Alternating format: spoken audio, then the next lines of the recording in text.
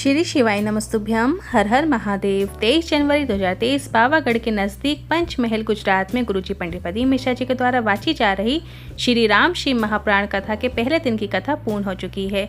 आज की कथा में गुरुजी ने 10 उपाय, पत्र और उपयोगी जानकारियाँ दी हैं। सभी की जानकारी आपको इस वीडियो के माध्यम से देंगे।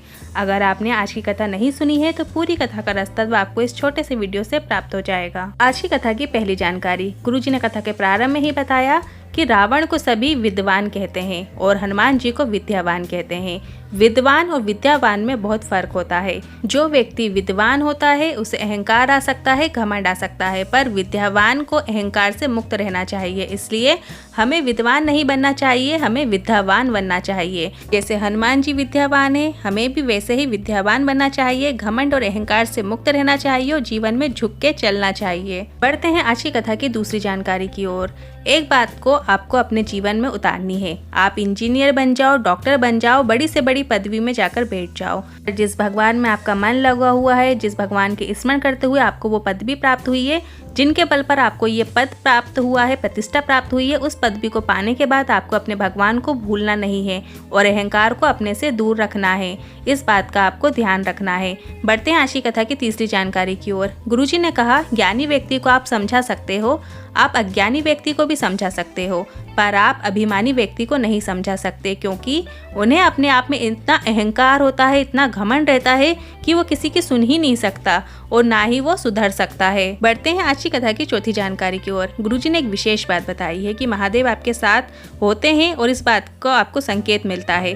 अगर कथा सुनते सुनते अगर आपके रोम खड़े हो जाते हैं, जो आपके रोम छिद्र आपके शरीर में है वो आपके खड़े हो जाते हैं, तो ये समझ लेना शिव आप में समाना शुरू हो गए हैं। अर्थात कथा सुनते सुनते आपके रोम रोम में उमंग आनंद की प्राप्ति हो जाए तो आपको समझ लेना है कि आपकी विपरीत परिस्थितियों में, आपकी दुख की घड़ी में महादेव आपके लिए जरूर खड़े मिलेंगे, ये निश्चित है। बढ़ते हैं आज की कथा की पांचवी जानकारी की ओर। गुरुजी ने कहा, हमें पता नहीं था पावागढ़ की माता की छत्र छाया में जो ये कथा हो रही है, ये कथा का आयोजन का समय गुप्त नवरात्रि भी होगी, क्योंकि इस कथा की बुकिंग कोरोना समय पे हो चुकी थी। अब आप लोग सोच सकते हैं कि गुप्त नवरात्रि में पावागढ़ वाली माता के द्वार भद्रकाली की कृपा से जो कथा हो रही है, ऐसा दुर्लभ शुभ अवसर बहुत कम देखने को मिलता है। बढ़ते हैं आज की कथा की छठवीं जानकारी की ओर। गुरुजी ने कहा, परवणी की कथा में हमने एक बात कही थी, वक्ता से समझ जाओ तो श्रेष्ठ है, और अगर तुम्हें वक्त समझाएगा तो तुम्हें रो रो कर समझना पड़ेगा।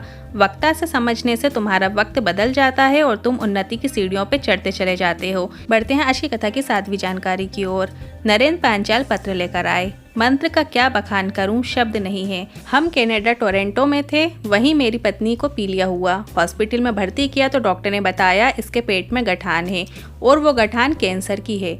कई हॉस्पिटल में दिखाया तो सबने ही कैंसर बताया। इसके बाद इंडिया में लाए तो यहाँ भी डॉक्टर ने ऑपरेशन और कैंसर की ही बताया। इसके बाद मेरी पत्नी की सहेली ने प्रदीप मिश्रा जी की शिव महापुराण कथा के बारे में बताया। श्री शिवाय नमस्तुभ्य मंत्र का जाप करने को कहा। साथ में शिवलिंग पर जल चढ़ाकर उस जल को औषधि रूप में प्राप्त करके उसका आचमन करने को कहा। साथ में शिवलिंग पर चढ़ी हुई बेलपत्र को भी खाने को कहा। इसके बाद बड़ोदरा की कथा सुनने हम कथा पांडल में गए और हमने वहां बैठकर ही निवेदन किया कि गठान निकले पर उसमें कैंसर ना निकले, ऐसी कृपा कर दो महादेव। इसके बाद हमने अहमदाबाद के हॉस्पिटल में इलाज करवाया और गठान निकलवाई और उसका टेस्ट कराने भेजा। रिपोर्ट आई तो पता चला उसमें कैंसर नहीं है। उसी का आभार व्यक्त करने हम पावागढ़ की कथा में आए हैं। बढ़ते हैं आज की कथा की आठवीं जानकारी की ओर। गुरुजी की अगली जो कथा है बुरहानपुर में 3 फरवरी से 9 फरवरी तक आएगी और इस कथा के बाद 16 से 22 फरवरी 2023 कुबरेश्वर धाम में सीहोर में कथा होगी।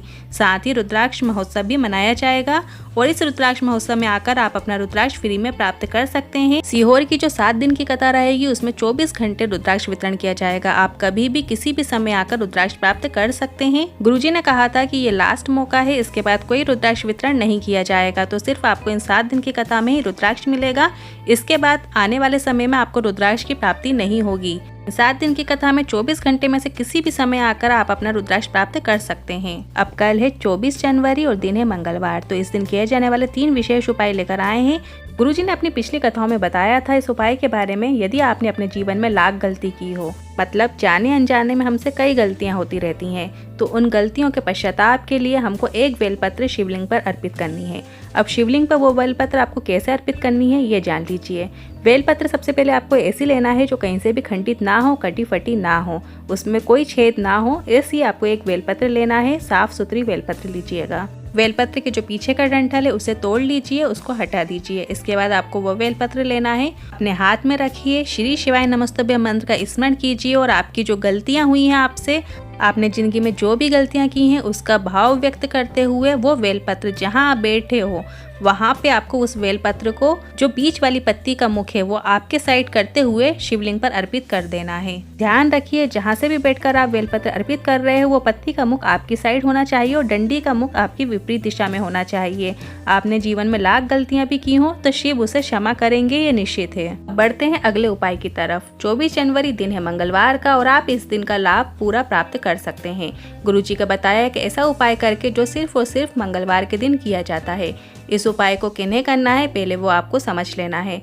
अगर आपका व्यापार अच्छा नहीं चल रहा हो, व्यापार में बहुत उतार चढ़ाव आते हो या फिर व्यापार में आपको घाटा ही होता जा रहा हो, आप ये उपाय कर सकते हैं। आप बहुत मेहनत कर रहे हो, लगातार प्रयास कर रहे हो पर आपको उसमें सफलता नहीं मिल रही है, तो आपको ये उपाय करना है। या फिर आपकी शादी नहीं हो पा रही हो, 28, 30, 32 साल के हो गए हो और अब रिश्ते भी आना बंद हो गए हो, या फिर अच्छे रिश्ते आते ही ना हो, या फिर कहीं शादी की बात चलती हो तो बात बनते बनते बिगड़ जाती हो और सामने से मना हो जाती हो, अर्थात शादी के योग नहीं बन पा रहे हो, तो आप ये उपाय कर सकते हैं। या फिर आपने सरकारी और प्राइवेट नौकरी का प्रयास कर रहे हैं और आपने कई परीक्षा दे दी, इंटरव्यू भी दे दिए, पर कहीं पर भी नौकरी नहीं लग पा रही हो, बहुत प्रयास कर रहे हो पर आपको नौकरी में सफलता नहीं मिल पा रही हो, या आप कोई नया कार्य शुरू करना चाहते हैं तो उसके लिए भी आप ये उपाय कर सकते हैं, और या आपके सर्विस में देरी हो रही हो तो उसके लिए भी आप ये उपाय कीजिए। अब जितने भी उद्देश्य बताए मैंने, उनमें से कोई भी एक उद्देश्य को मन में रखते हुए आपको ये उपाय 4 से 5 मंगलवार को करना है। अर्थात आप ये उपाय या तो सिर्फ विवाह के लिए करें, या फिर नौकरी के लिए करें, या फिर व्यापार के लिए करें, तीनों के लिए ना करें। अब उपाय सरल और आसान है। आपको एक धतूरा लेना है और इस धतूरे को बीच में से आपको फोड़ लेना है,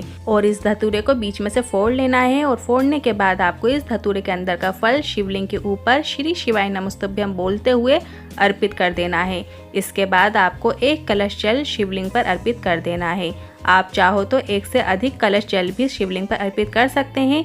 इस जल का आचमन आपको बिल्कुल भी नहीं करना है, इस बात का आपको ध्यान रखना है। बस आपको इतना ही करना है, व्यापार आगे बढ़ने लगेगा, नौकरी प्राप्ति होगी और साथ ही 3 महीने के अंदर अच्छा रिश्ता भी आएगा और विवाह पक्का हो जाएगा।